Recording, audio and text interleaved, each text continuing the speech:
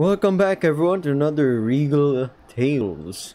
You know what, this time I'm not gonna do extra voices or what, any huskier, rougher, slightly, like there's barely any difference because of my voice. I just do it normal Sleepy's voice, you know? Alright, let's get started. He finds the small cougars. Anyway, no, I read this. I remember having a hard time saying the word cougar. Feck paid no attention to Suzuta.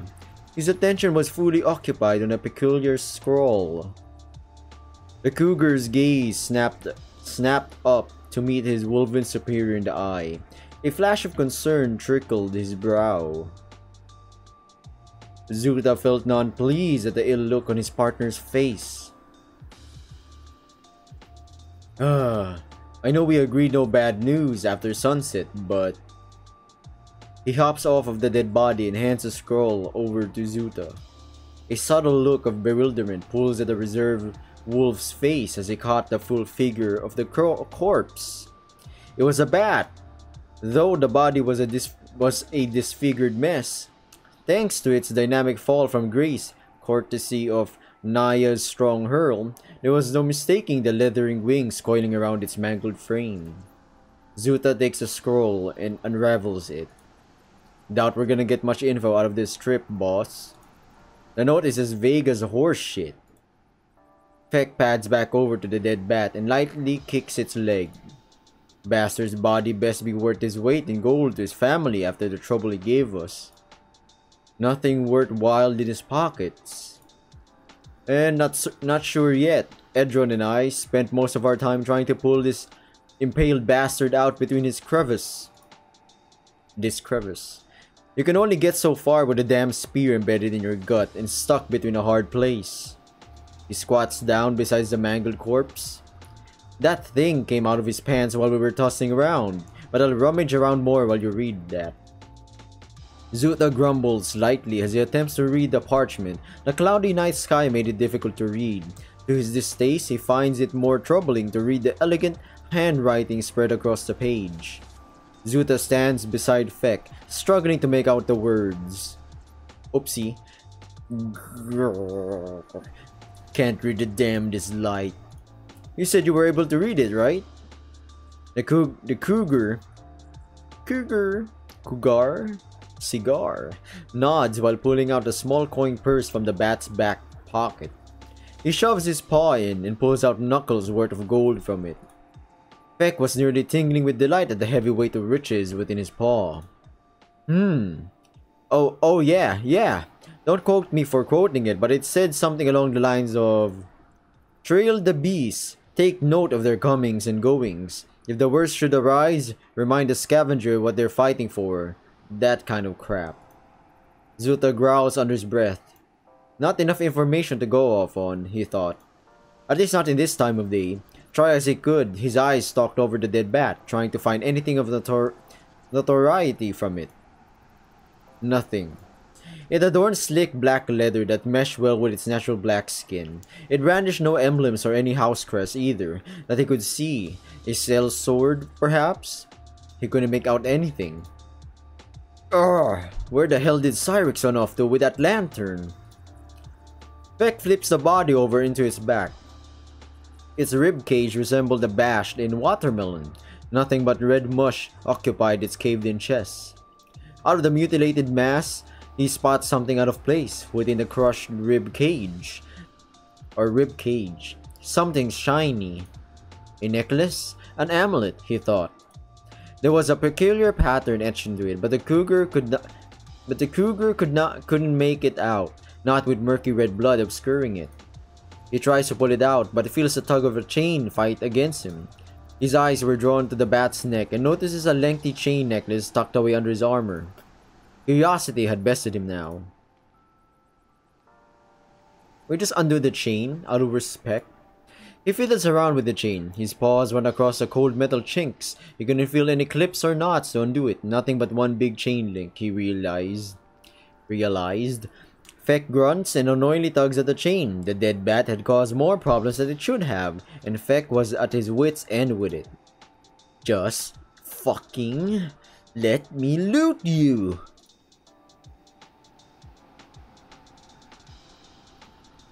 Pulling at the chain wasn't going to get him anywhere, not while it was slung around the bat's neck. Feck pawed around the thick black armor while he pulled out the dagger. Finding some straps and binds in the wardrobe, he slices his blade clean through all of them. That's one hell of a chain, if you can't really, rip it off, or just pluck it out of there. He flips open the tattered armor like a prized chest. His lofty reward was that of exposed bones, torn chainmail, and a colorful array of viscera. I think that's viscera, right? No, it's viscera. Creating a warning totem out of the bat wasn't going to be an issue. Feck thought to himself as he starts looting the body. The foul stench of dried blood haunts his nostrils. He reels back after getting a nose full of its sweaty, leathery odor. Eh, ugly little bastard, aren't ya? Sure ain't like the cute fruit bats back home, yeah? Feck leaped to his feet and readied his blade at the lurking voice. He hesitantly stops when he sees the pleading smile from Cyrix. Fucking hell, Cy, what did we say about sneaking up on teammates? The lion shrugs in a cocky manner. Sorry, force of habit. His eyes dart across the mutilated remains of the bat. So this is our fallen angel, huh? A thing of beauty, isn't he? Find anything good off of him? Yeah, actually. Could you shine your lantern on this? He rummages his paws over the dead body and fashions the chain free. He holds the bleed red necklace up, but finds himself rewarded to Cyrix's grimacing. In a minute, Edron went and blew it out. Oh wait, sorry. In a minute, Edron went and blew it out while chasing me. He points a thumb behind him. Edron held up the lantern while Zuta tried to reignite it with some flint. Ah, piss off again? Wait, pissed off again? I don't know how to read that one. Feck took the bloodied amulet and cleans it against his pant leg. He still found it difficult to read the markings on the precious metal. What? You're a cat like us. You can see that just fine in the dark, right? Not when the night is this clouded. You're telling me you can see just fine? Froosh! A howling roar grabbed hold of their attention. A fiery inferno swiftly dies down to a dazzling light within the lantern. The bright mirrored interior of it nearly blinds both Feck and Cyrix. I can now. Edron closes it up and guides Zoot along, whom was busy chugging one of his personal wine pouches. He spits it back out once he neared his companions.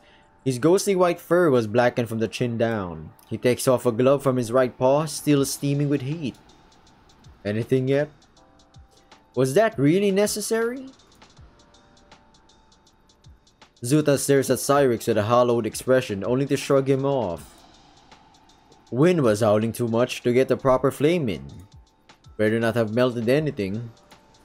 Quit your whining. I'll buy you another one if you shut up and point. The tiger shoves the lantern to the lion's chest, prompting him to shine it back on the bat. Feck brings the necklace into the light to examine it. The chain was considerably light, but it was bogged down by the weight of the amulet. No. It was a ring. A big bronze ring, nearly the size of Feck's entire paw, dangled from the chain. What's that you got there? A ring, I think. Zuta darts beside him and grips the massive ring to the light. He wipes away more of the blood and discovers various jagged markings carved into the top. Fuck. The iron-will expression in the wolf's face sunk to a grimly scowl. He rubbed his brow to soothe away the distraught he was now facing. Meanwhile, Feck stares off oblivious to everyone's reaction to the piece of jewelry. Am I missing something here? Alright, you've never met a dirge, have you? The cougar shallowly shakes his head. He feigns ignorance as Zuta snatches a huge ring out of his paw. I've never met a dirge in my life that knew how to write. Especially with their big sausage fingers. They're simple and to the point. They have whole sets of rings they use to imprint their motives on paper, all holding their own meaning. Damn, talk about a fashion statement. What does that ring symbolize? Zuta stares at the ring, a simmering rage kindling in his ember eyes. War. Cyrix cups his head and presses out an ugly sigh. This doesn't make any sense though. The Dirge are also under the Loxep flag. The Dirge are also under the Loxep flag. The Loseps are here. Loxep. I think Losep makes sense. Naja signed a treaty with them when this war broke out, didn't she? She did. Under General Crom's orders though. Maybe it's a ruse set by the enemy. They won't attack their own forces, not when the enemy is drawing near, right? Imperials are the least of our worries, I think. Everyone snapped their attention over to the white tiger. Cyrix cast a light over him. He was huddling over the bat with more of its armor stripped off. It brings everyone's attention to the bat's chest. Someone had branded him right over his heart. Everyone gawked in confusion. Feck, however, felt an unnerving sickness to his stomach, at the emblem scarred into the man's chest. What was it? Is it like a, is it a dick pic? Zuta was the first to realize what it was, or is it a dick butt? What it was and leers over Feck. When I say dick pic, that makes no sense. Dick butt makes more sense. Even the darkest of nights, he could feel the wolf's eyes bear down into him. Hold on. That symbol. Isn't that...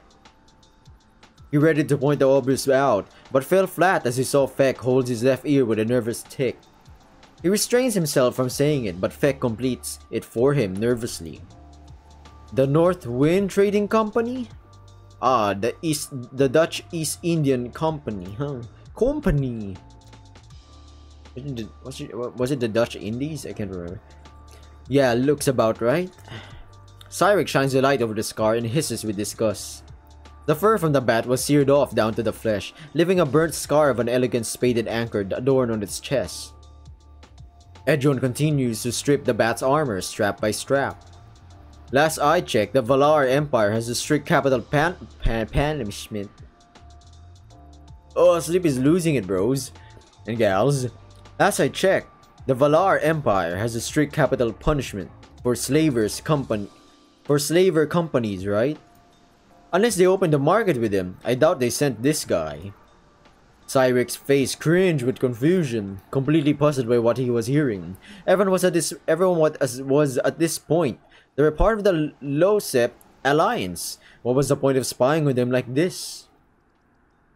Maybe they liberated him and he recruited himself in. Not that far-fetched, right?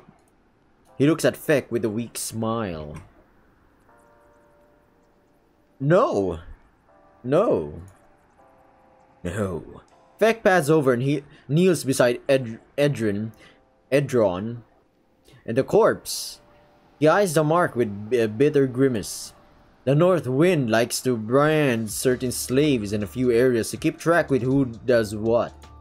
This guy was branded in the chest. He was raised to be a slave of war. Once given a task to take her orders to heart. Edron pulls out a few throwing knives hidden away on an ankle strap from the bat. Great! So to round it all up, we have a vague-ass letter, a war ring, and a war slave who just so happened to have been trailing us. Sorry about that. What the hell does this spell out? Zuta pulls out a scroll Feck had given him and aligns thoughts with the ring. With these findings, he knew he needed to speak with Naja right away. The wolf knew the importance of the lioness plan, but he couldn't stray his mind away from the toxic sense of danger lingering in the air. The unknown tension felt as though a feral beast was breathing down his neck. A random slave was one thing, but the dirge ring was another. He couldn't afford to ignore this. I think dirge ring. Oh no, dirge makes nothing good whatsoever for us. Yeah, I'm not doing that noise, fam. Listen up. Everyone stood at attention. I'm putting you all on recon duty. Head back home and see what our fellow tribesmen been up to. Everyone expressed a collective shock to Zuta's orders. Edron. What is it, Edron? Edron stepped forward with a heavy concern pulling his eyes. You're not considering one of our warders had anything to do with this, are you? I'm not taking any chances with any of the odds, specifically with this scavenger. The note mentioned. Call me a crazy old dog for all I care, but I'm not taking risks this time around. He grabs Edron by the shoulder and pulls everyone in for a group huddle. He brings the war ring to everyone's attention.